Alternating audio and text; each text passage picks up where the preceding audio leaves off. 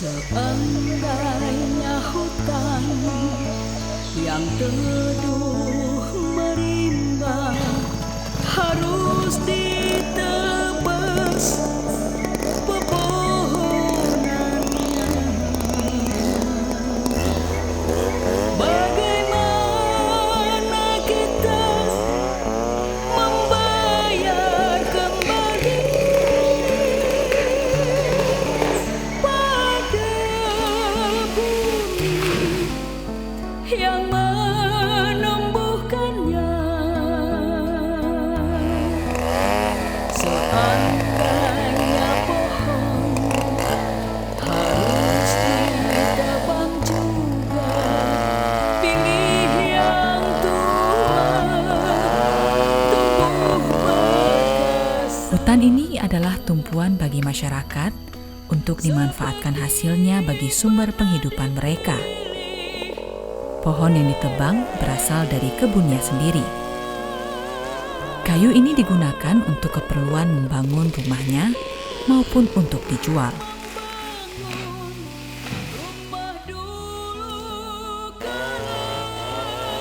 Selama pekerjaan Sinso selama 4 tahun, pemotongan kayu cuma di desa-desa, tidak ada di hutan. Yang dilayani yang banyak Pak, upahan Pak, masyarakat tuh. Upahan kayu-kayunya per kubik untuk rumah.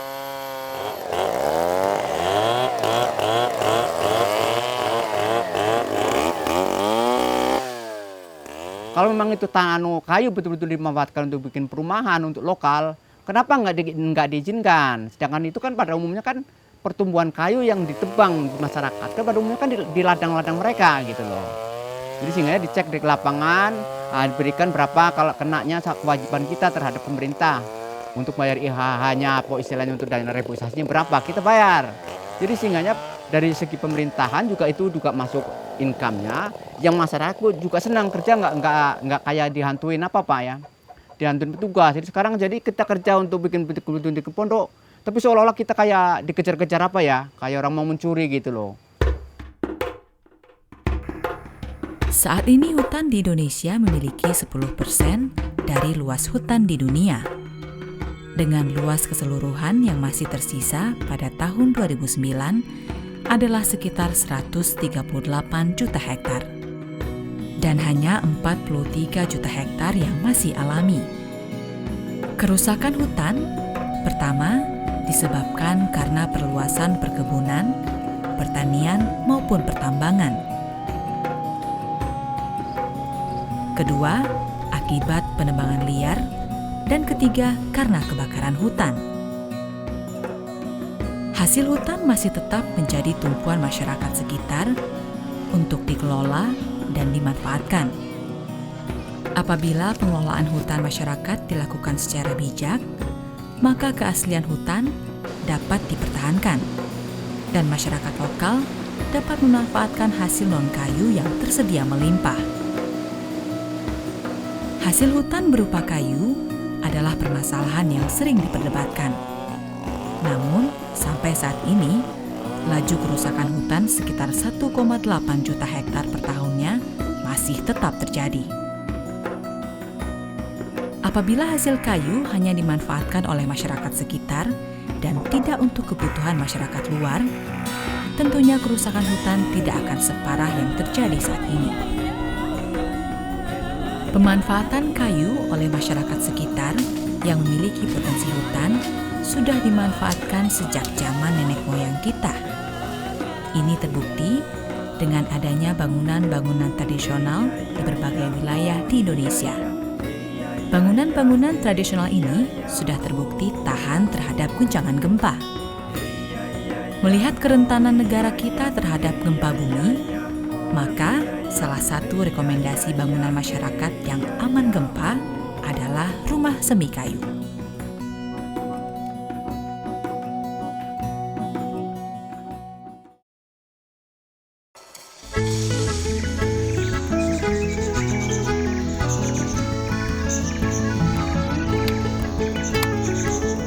Membuat pondasi bangunan.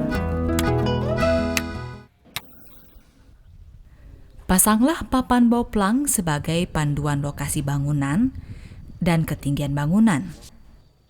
Ketinggian bangunan ditentukan berdasarkan pel banjir atau ketinggian air yang tergenang di tempat ini. Gunakan kaso 4/6 sebagai dudukan papan bauplang. Jarak antar kaso adalah 2 meter.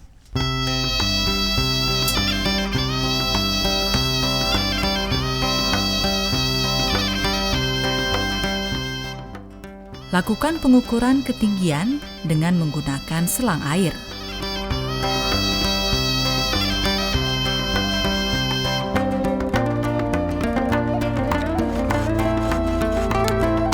Kemudian, papan bauplang siap dipasang. Ukuran rumah yang akan dibangun adalah 4 x 6 meter persegi. Bentangkan benang sebagai acuan pusat galian atau as bangunan. Jarak benang dan papan bauplang adalah 1 meter. Kita rentang benang, gali tanah, batu pasang. Pembuatan pondasi ini dapat dilakukan secara gotong royong. Aturannya, rumah amal gampang, buat pondasinya. Galilah lubang pondasi dengan lebar minimum 80 cm. Dengan ketinggian pondasi jadi minimum 80 cm juga. Taburkan pasir secukupnya sebagai pelapis dasar pondasi. Letakkan 1 lapis batu kosong atau besar sebagai dasar pondasi. Buatlah adukan semen dan pasir dengan takaran yang sama. Perbandingannya adalah 4 pasir berbanding 1 semen. Aduklah terlebih dahulu, kemudian tambahkan air secukupnya. Adukan semen dan pasir diletakkan di atas batu sebagai perekat antar batu. Susunlah batu kali secara zigzag untuk menghemat penggunaan adukan semen dan pasir, dan yang terpenting untuk memperkuat ikatan batu pondasi. Ingat juga untuk menanamkan 1 batang besi jangkar panjang 40 cm, diameter besi 10 mm yang dilengkungkan tiap ujungnya. Jarak antar besi jangkar adalah 1 meter. Besi jangkar ini berfungsi untuk mengikat balok pondasi atau slope dengan pondasi batu.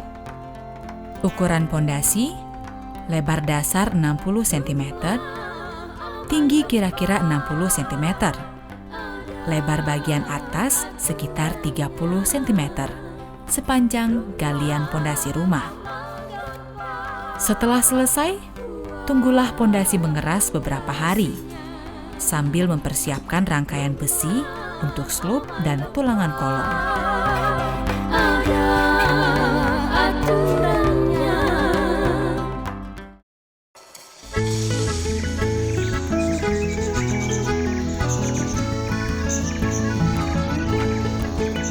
Merangkai balok pondasi.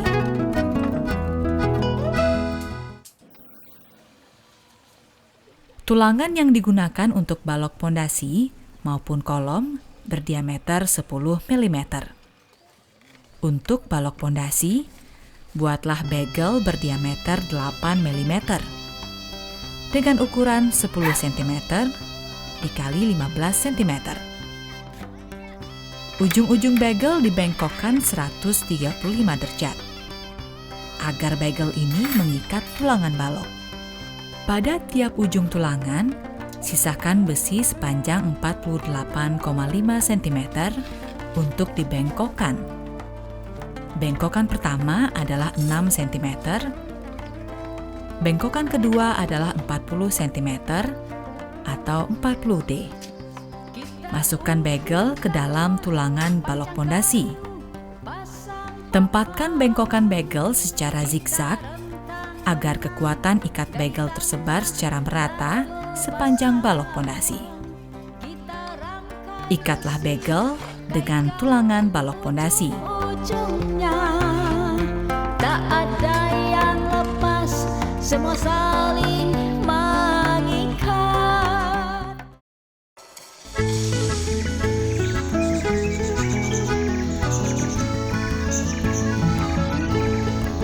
Merangkai kolom pedestal.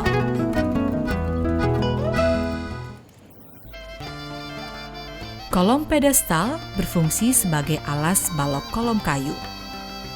Buatlah tulangan pedestal berdiameter 10 mm, tinggi 20 cm, dan bidang yang dilengkungkan 40 cm sebagai pengikat balok pondasi. Buatlah bagel dengan menggunakan besi berdiameter 8 mm. Ukuran bagel 10 cm kali 10 cm. Pasang bagel pada besi tulangan dengan jarak sekitar 10 cm. Buatlah beberapa rangkaian kolom pedestal sesuai kebutuhan penempatan balok kolom kayu.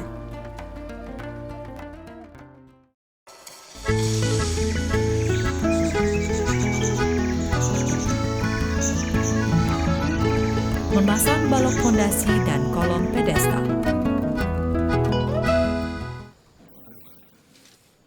Pada pertemuan sudut, kaitkan rangka balok pondasi. Pasanglah rangka tulangan kolom pedestal di sudut sambungan balok.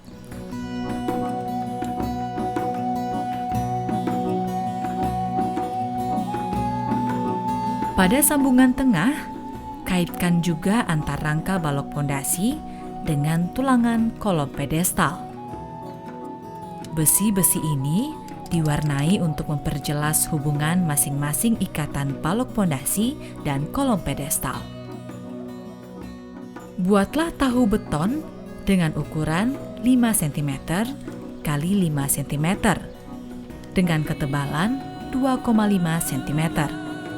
Tahu beton berfungsi untuk mengganjal besi slope agar berada tepat di tengah-tengah balok pondasi.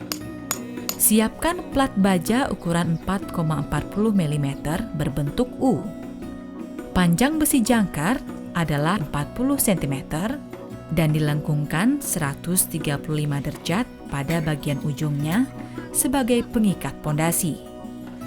Tempatkan plat baja di tengah-tengah balok kolom pedestal. Pasang papan bekisting untuk balok kolom pedestal. Ukuran bekisting adalah 13 cm kali 13 cm dan ketinggian 8 cm.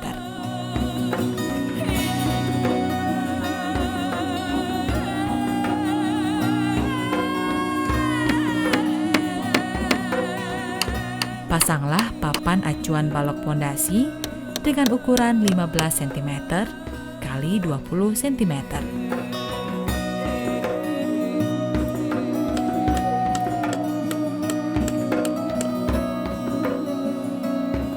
Lakukan pengecoran sepanjang balok pondasi dengan menggunakan campuran beton, 3 kerikil, berbanding 1 semen,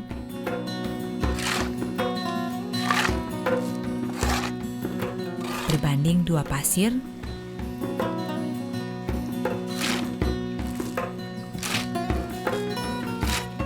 ditambah air secukupnya.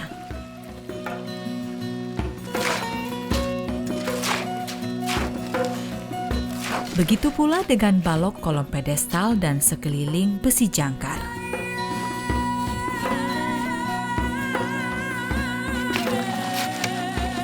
Posisikan plat baja lurus dengan benang as bangunan. Proses pengecoran harus dilakukan sekaligus agar coran menyatu dan kuat. Untuk membuka papan acuan, tunggulah minimal 3 hari sampai coran benar-benar kering. Ini bertujuan agar coran mengeras dengan baik.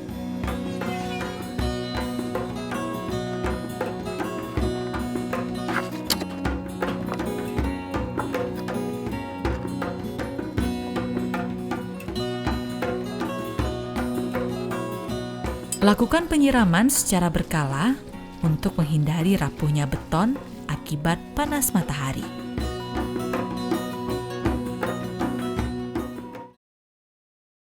Penggunaan kayu untuk bangunan semakin menipis persediaannya. Bagi masyarakat yang memiliki potensi hutan di wilayahnya, tentu masih bisa memanfaatkan kayu hutan tersebut untuk membuat rumahnya. Bagaimana dengan masyarakat yang tinggal di wilayah yang potensi hutannya sudah habis atau sudah tidak ada? Rumah batu bata maupun batako adalah standar rumah masyarakat di Indonesia. Namun, di beberapa tempat, pembakaran batu bata masih menggunakan kayu bakar sekitar 3 truk sedang. Bekas penggalian bahan untuk batu bata tidak dapat dikembalikan lagi seperti semula. Begitu pula dengan penambangan pasir, semen maupun biji besi. Rumah bambu adalah salah satu solusi yang ramah lingkungan. Bisa cepat tumbuh dan tidak merusak hutan. Alternatif lainnya adalah dengan menggunakan bahan kayu kelapa yang sudah tidak produktif. Karena kayu kelapa tersedia di banyak tempat di Indonesia.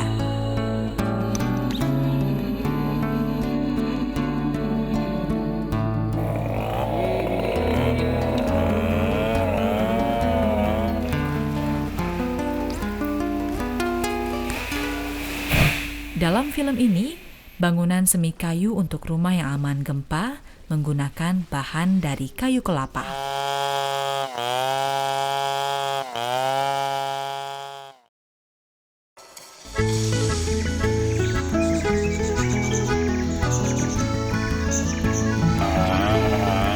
Pemilihan kayu.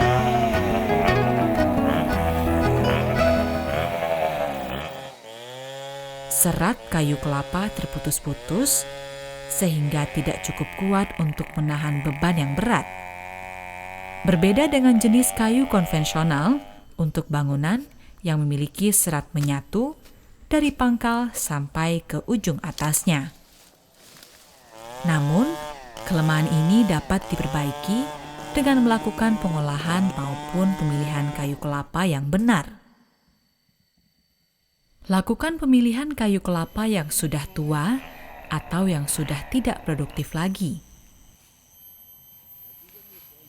Serat kayu ini akan lebih kuat dan tahan lama. Bagian luar pada pangkal sampai pertengahan batang dikategorikan kayu kelas 2, sedangkan bagian tengah batang sampai pucuk diklasifikasikan sebagai kayu kelas 3 atau 4. Batang kelapa dikategorikan dengan tingkat keawetan rendah, sehingga diperlukan pengawetan.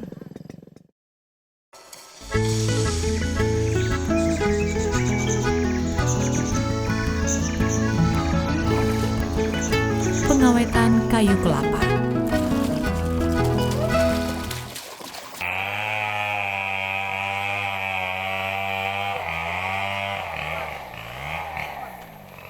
Kayu kelapa yang sudah ditebang lebih baik direndam dengan menggunakan asap cair grade 3 dengan perbandingan 1 asap cair ditambah 5 air. Perendaman dilakukan minimal 3 hari. Penggunaan asap cair lebih ramah terhadap lingkungan. Kayu kelapa yang berumur di atas 100 tahun diperlukan proses pengeringan saja, karena kayu ini sudah sangat kuat dan warnanya kehitaman. Cara tradisional yang dilakukan secara turun-menurun untuk mengawetkan kayu kelapa ini adalah dengan merendamnya di dalam air yang berlumpur minimal selama 3 bulan untuk menghilangkan hama maupun zat organik yang masih terdapat dalam kayu dan tahan terhadap berbagai macam cuaca. Angkatlah kayu kelapa dari dalam air dan lakukan penjemuran dengan cara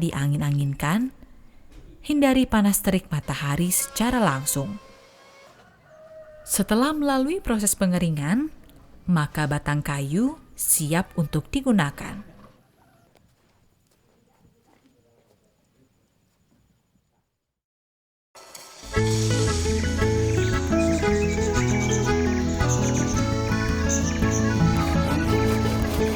Pembuatan balok kolong kayu.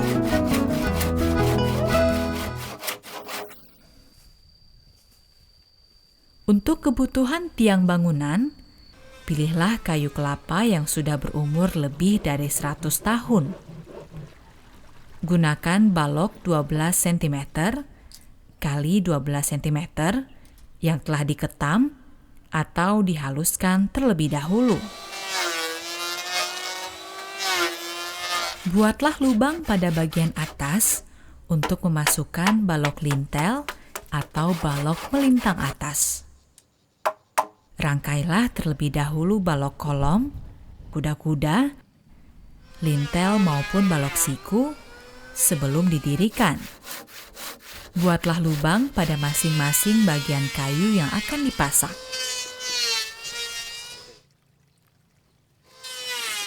Dan pastikan kebutuhan pasak terpenuhi di seluruh komponen bingkai bangunan. Apabila seluruh tiang kolom telah siap, pasanglah tiang kolom pada masing-masing posisi bangunan. Pasang skor agar balok kolom tidak jatuh dan untuk penyetelan tegak lurusnya balok kolom tersebut.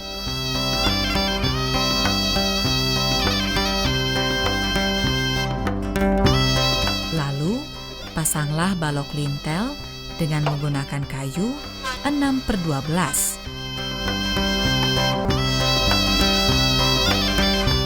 Agar balok kolom bisa terhubung satu dengan yang lainnya.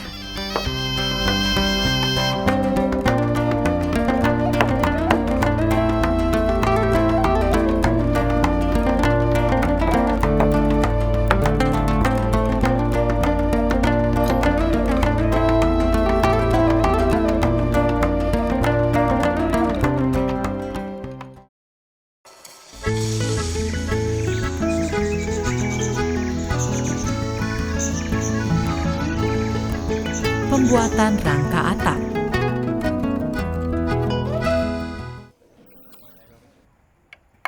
Untuk pembuatan kuda-kuda, menggunakan ukuran kayu 6/12 untuk bingkainya. Siapkan plat baja 4,40 mm sebagai pengikat antar sambungan kuda-kuda. Kita pasang papan untuk semen corang, tanam lempeng baja, tiang kayu pasang di sana. Rumah aman gempa, ada aturannya. Rumah aman gempa, Ingat juga untuk memasang ikatan angin antar kuda-kuda dengan menggunakan kayu 5/10.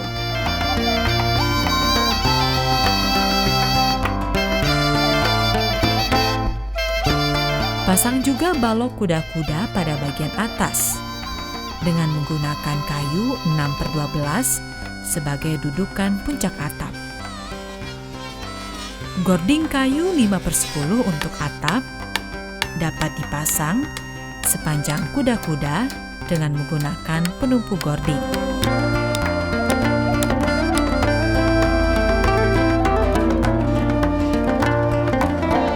Pasang juga ikatan angin horizontal untuk memperkuat kuda-kuda atap akibat gaya putar gempa bumi.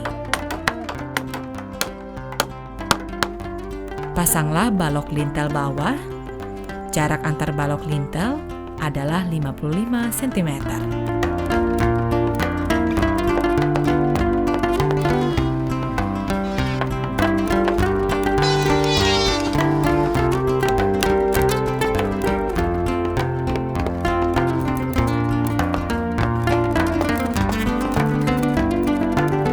Perkuat antar balok lintel dengan menambah siku-siku.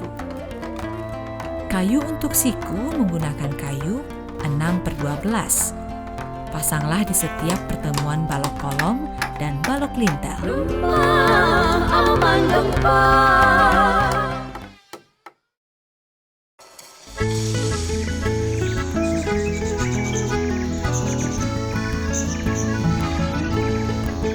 Pembuatan rangka dinding.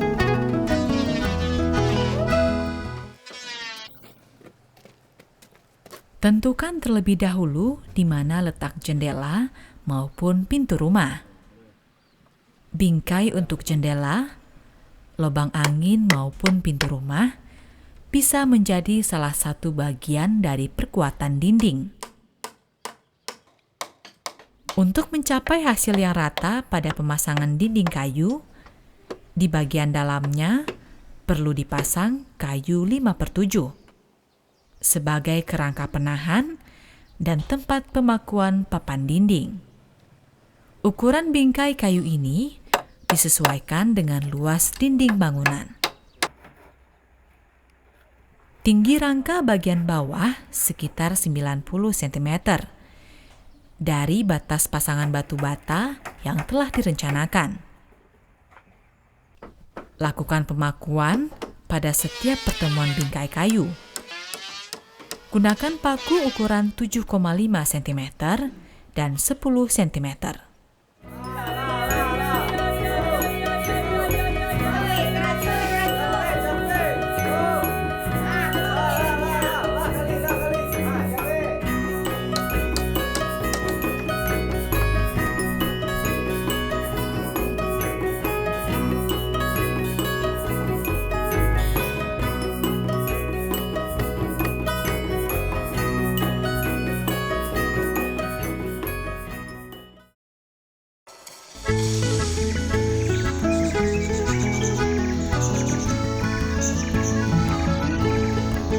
Pemasangan batu bata.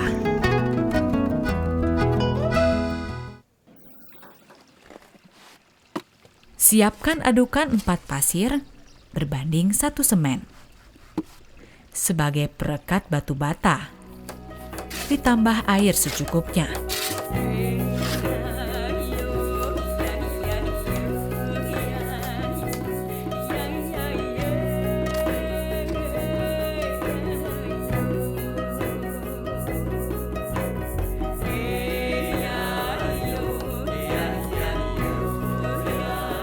Rendam terlebih dahulu batu bata sampai jenuh.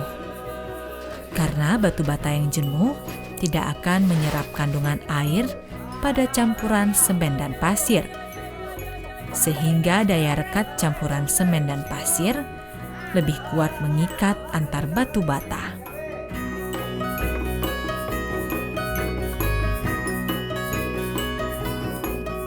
Pada tiang kolom, pasanglah beberapa paku 10 cm sebagai pengikat antara dinding batu bata dan balok kayu. Batu bata yang sudah terendam dipasang secara zigzag di atas balok pondasi. Pasanglah dinding bata untuk bagian bawah sekitar 90 cm atau sampai batas rangka dinding kayu. Tinggi spasi campuran pasir dan semen antara 0,8 sampai dengan 1,5 cm.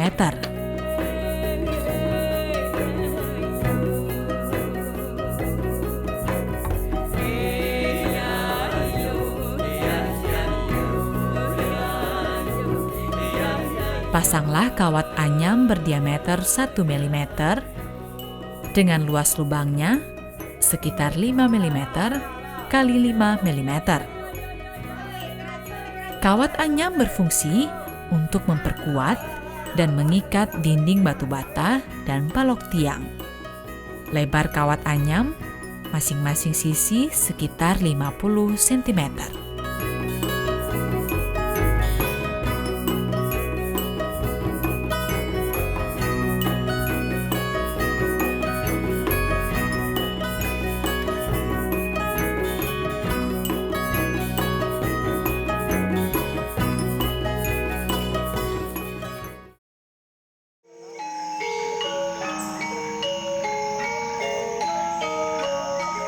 Di Desa Tenganan Pegeringsingan, Bali, hutan masyarakat terpelihara dengan baik sejak dahulu.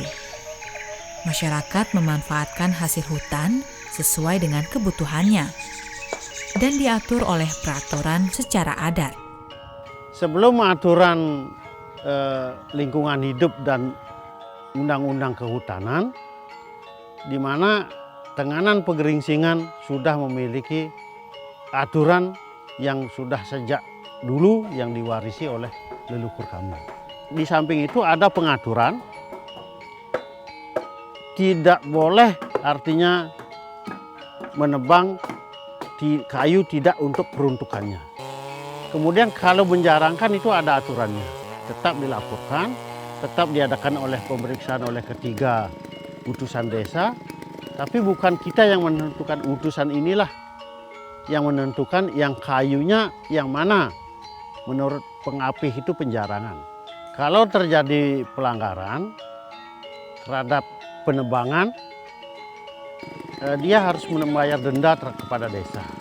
Kemudian kayu itu diambil, ditambah lagi harga kayu yang ditebang. Dalam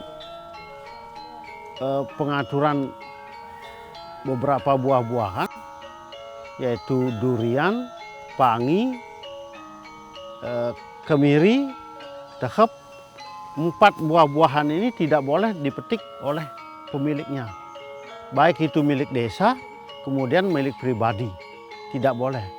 Karena ditunggu buah itu supaya tua, setelah dia jatuh, semua warga berhak. Kalau pemiliknya tidak mencari ke lokasi tersebut, dia tidak akan mendapatkan apa-apa. Kalau dia memetik buah-buahan larangan tadi, dia akan didenda 10 catu, yaitu 25 kg beras, ditambah berapa buah yang dihargakan dengan uang. Hutan sebagai penjaga ekosistem, penyimpanan air, sumber makanan, dan obat-obatan. Apabila hutan sudah dirusak, maka alam sudah tidak akan bersahabat lagi kepada manusia. Seperti terjadinya perubahan iklim, bencana longsor, banjir, hilangnya sumber makanan dan obat-obatan, serta hilangnya spesies makhluk hidup. Hasil hutan memang menjadi tumpuan sumber penghasilan bagi masyarakat. Alangkah bijaknya apabila kita juga menjaga hutan untuk keberlangsungan hidup manusia.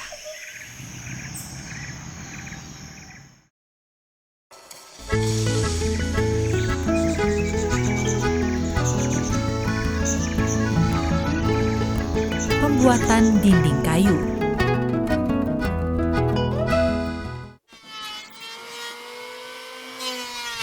Gunakanlah papan yang telah diketam. Ukuran papan untuk dinding adalah 2 cm kali 20 cm.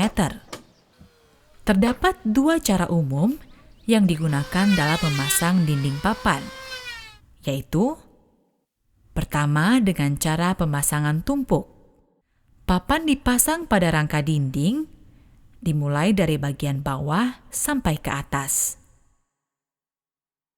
Pada pemasangan dinding kayu, sebaiknya diusahakan sambungan papan itu rapat udara, atau bila diperlukan, sirkulasi udara dapat dibuat celah-celah ruang udara. Kedua, dengan sambungan lidah dan alur. Salah satu sisi papan dilubangi dengan kedalaman 1 cm dan lebar 1 cm. Sisi memanjang lainnya dibuat seperti lidah. Lebar lidah 1 cm dan tinggi lidah 0,8 cm. Bila papan-papan ini disatukan, maka akan terdapat ruang kosong 0,2 cm. Maksudnya, agar papan dapat mengembang maupun menyusut sehingga tidak merusak konstruksi sambungan. Penguatan sambungan dilakukan pemakuan pada salah satu sisi lidah. Kedua cara tersebut dapat diterapkan sesuai dengan keinginan kita.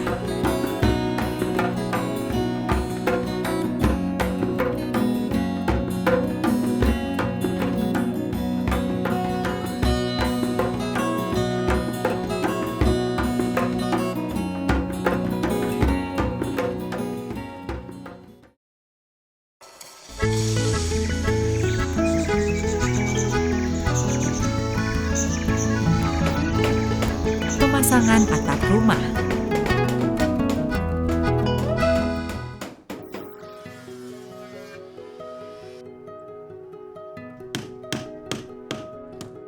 Pasanglah atap seng di atas gording dengan menggunakan paku payung.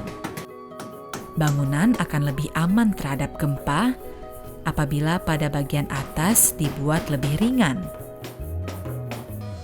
Bangunan semi kayu ini sudah siap dihuni, lebih aman dan nyaman ditempati. Kayu hutan sendiri, Bukan gempanya, tapi bangunannya. Yes. Bukan gempanya, tapi bangunannya. Bukan gempanya, tapi bangunannya. Oke. Bukan gempanya, tapi bangunannya. Bukan gempanya, tapi bangunannya. Bukan gempanya, tapi bangunannya. Oke. Bukan gempanya, tapi bangunannya. Bukan gempanya, tapi bangunannya. Bukan gempanya, tapi bangunannya. Bukan gempanya, tapi bangunannya. yes. Bukan gempanya, tetapi bangunannya. Yes. Bukan gempanya, tapi bangunannya. Bukan gempanya, tapi bangunannya. Bukan gempanya, tapi bangunannya. Bukan gempanya, tapi bangunannya.